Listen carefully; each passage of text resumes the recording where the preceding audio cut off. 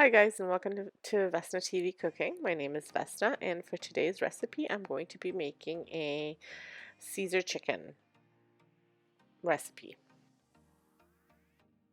This is probably one of the easiest things that you can make and it barely takes any ingredients, very little cleanup, and the best part is that it tastes delicious and anyone can make this. So I will be using one of these glass baking dishes. And in here I will put 4 chicken breasts, which I will cut in half just to get them to be a little bit thinner. And I'm going to just pound them slightly in a Ziploc bag, again, just to make them just a little bit flatter. And it's just so that it takes less time to cook so they don't dry out. These are fairly big breasts. We wound up eating this for 2 days and then I had it for lunch the third day, so it was a lot of food. I could have frozen it maybe. I've never actually tried to freeze it, but I figured it was okay. But and we're a family of 4, but my boys are little. They ate. They really like this recipe, but they're little, so they don't eat quite as much. But the recipe called for 4 chicken breasts, so that's what I used. I did not wind up using, I wound up using another smaller dish because I didn't want them to crowd when I cut them in half. It really depends how big your chicken breasts are. So just keep that in mind. You can see that mine are fairly large, and like I said, I'm going to be cutting them in half. And I do wind up putting them on a cutting board because this was just an accident waiting to happen.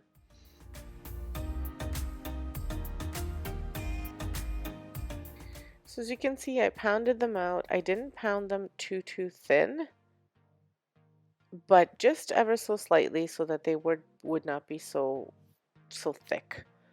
And I'm using the flat part of my meat tenderizer. So make sure you don't use the other pointy part because you're going to make little holes in your Ziploc bag and then it's going to squirt all over your kitchen. And that's all there is to the pounding. And then for your ingredients, you're going to need grated Parmesan cheese, fresh Caesar dressing, like the one from the fridge. So I'm using the Renee Caesar dressing, and some sour cream. The sour cream is optional. I did add it to the recipe and I think it made it that much more creamier. You don't even need salt or pepper or seasoning because your Caesar dressing and your Parmesan cheese have enough salt in them that you won't need it. That's what the recipe said. I didn't believe it, and then when I tasted it once it was made, it did not need any seasoning at all. So this video is a part of a collaboration. It's the cookbook collab hosted by Tamara from Southern Wife Everyday Life. She's got some amazing recipes. A lot of them are super easy dinners that you can make for your family, all family friendly. So make sure you check her out. There will be a playlist linked in my description as well. There'll be a link to Tamara's channel as well. So make sure you check out everything. What we had to do was find a recipe in a cookbook, link the cookbook recipe, the cookbook itself, if we can find it, and the recipe in the description box, and create basically a recipe of our liking. So that's what I've done. And again, everyone who's participating will make some delicious recipes from cookbooks that we can hopefully all find. And if we cannot find them, there'll be recipes linked. So there'll be lots of inspiration for you to create some lovely meals. Now, if you have not been to my channel before, my name is again Vesna, and this is my cooking channel. This is one of my newer channels where I have basically some of my favorite recipes that I make for my family. I'm trying to post a couple times a month. I'm not posting that frequently. I do have a DIY channel which I post regularly on. I'm trying to work towards posting on this one as well because I really enjoy making meals for my family and sharing them with you. I know I love watching other people make meals, so I have lots of ideas and family friendly recipes because I have 2 little kiddos who are sometimes picky, so I like to make things that they also enjoy. So if that's the kind of stuff you like, make sure you subscribe to my channel. My recipes are usually, I live in Canada, so they're Canadian recipes with an Eastern European flair because I am from Eastern Europe and a lot of my influence is from there, so or maybe it's kind of like a mixture of recipes. So that's the kind of stuff you like, make sure you subscribe to my channel. Let me know what you think. Let me know what you'd like to see more of. And hit that big notification bell so you can see when I post new videos. Hit the big thumbs up and let me know that you stopped by so that I can say hi to you. And so let's go back to the recipe. So I'm just using a little measuring cup here to measure out my Caesar dressing, and then I'll measure out just over top my sour cream and then also my Parmesan cheese. Now I wound up just wanting to use the rest of the container of the sour cream, so I had like maybe like less than a quarter of a cup more than I needed to.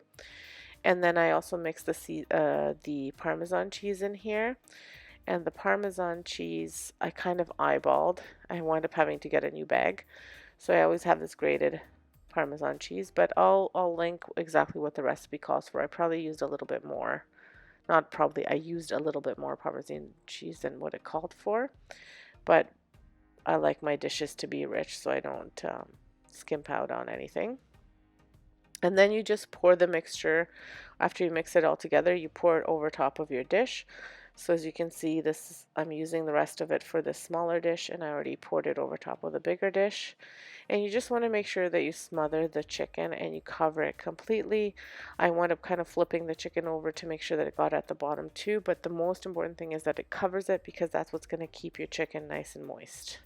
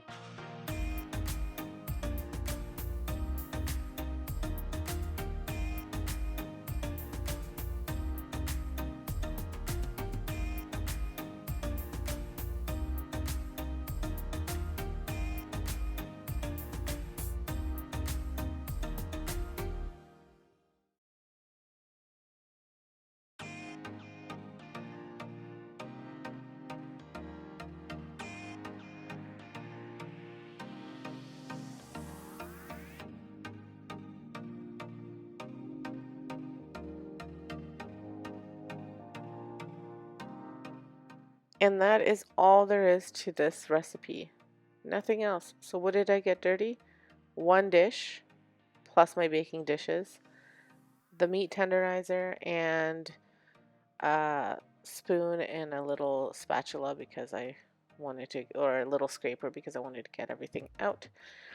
But really, very little ingredients, and this is such a delicious recipe. Now I wound up serving it with just some salad. If you wanted, you could serve it with some potatoes, some fries, some steamed veggies, whatever you guys like.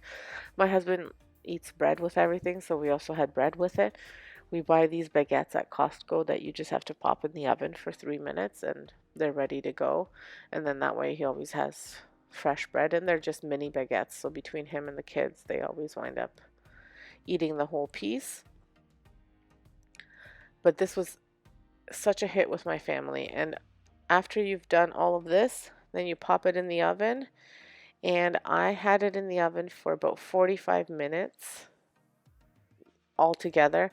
I did about 30 minutes on one with the chicken on one side, and then halfway, like after 30 minutes, I flipped over the chicken and just put it in there for about 10 to 15 minutes more. Again, it depends how thin you've cut your chicken too and how good your oven is. My oven is kind of wonky, but we hope to be renovating the kitchen in a few years, so I don't want to get a new one. And again, just I'll go back because I just kind of eyeballed how much Parmesan cheese. I just kind of, as you can see, I just sprinkled it over top as well. And then I popped it in the oven at 400 degrees, and that's all there is to it. So here it is all finished, and what I wound up doing with this bigger tray, when I flipped it over halfway, I added a sprinkling of just grated cheese just to see which one tasted better. I would say they both tasted kind of the same. The bigger one was a little bit better because I think I had more of the sauce mixture on it.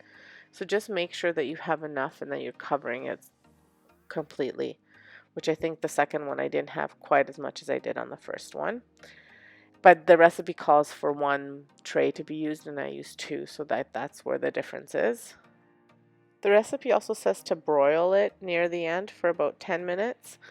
I did not do this, mostly because I didn't have a pan that I can broil in. I tend to overthink things, and then I overthought about using an aluminum pan, and I didn't want to use it.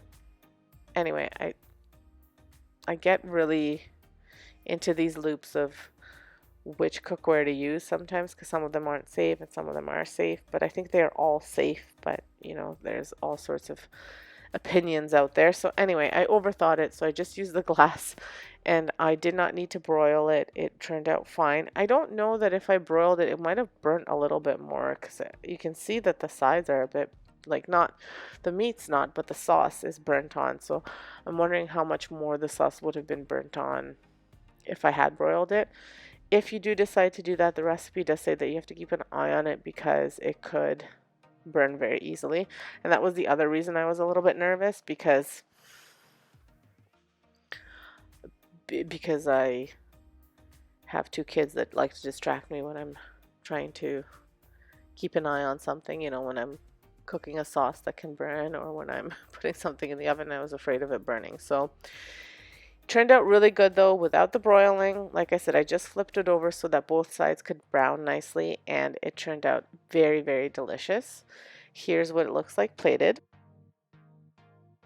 So here it is plated with some romaine lettuce, cherry tomatoes, and bell peppers, with a vinaigrette, like a herb vinaigrette salad. And again, it was very delicious. If you want a little kick to it, you can add some sriracha over top or some sort of hot sauce that you like, but on its own, it's delicious. And it was a hit with a 3 and 5-year-old, which is always a plus when they like to eat a nice home cooked meal. So if you liked this recipe, give me a big thumbs up. Check out the playlist, check out the host, and also I will link the cookbook to the description below so you can find the recipe easily. It is a free cookbook that you can download. So I'll put the recipe in my description, and I'll put the link for the free cookbook in my description so that way you can find it easily. Thank you so much. Have a great day, and thank you so much for watching, and enjoy.